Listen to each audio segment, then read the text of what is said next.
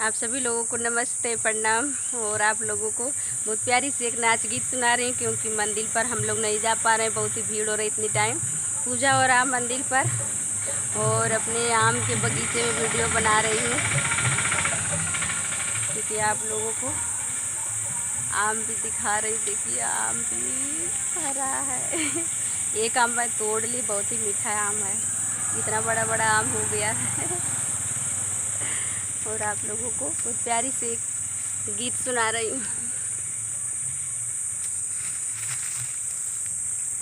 क्योंकि तबीयत सही नहीं थी, इसीलिए वीडियो नहीं बना पा रही। वीडियो थी नहीं, इसीलिए आज मेरे चैनल पर वीडियो भी नहीं है। कि तेलवा के पैसा नाही जेबवा में, काहे लिहला बुलेट तू दहेजवा में, काहे लिहला बुलेट तू दहेजवा में।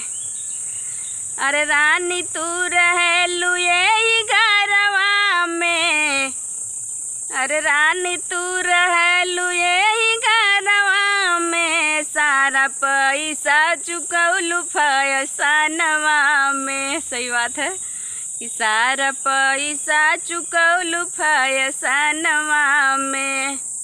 तेलवा के पैसा नाही जेबवा में, काहे लिहला बुलेट तू दहेजवा में, काहे लिहला बुलेट तू दहेजवा में।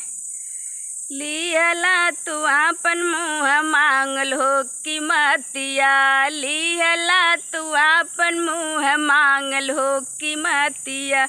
अब काहे घूमेला फिरेला सारी रतिया, अब काहे घूमेला फिरेला सारी रतिया।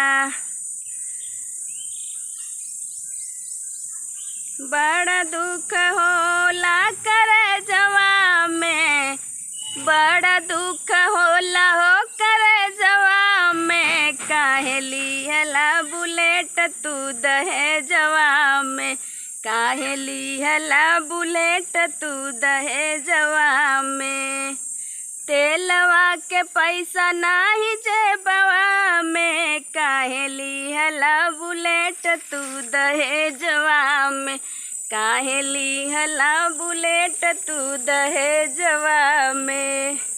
नया नया कपड़ा तू धरेलू हो कीन के, नया नया कपड़ा तू धरेलू हो कीन के, ससुरा में करलू फिल्म हो शूटिंग के, ससुरा में करलू फिल्म हो शूटिंग के।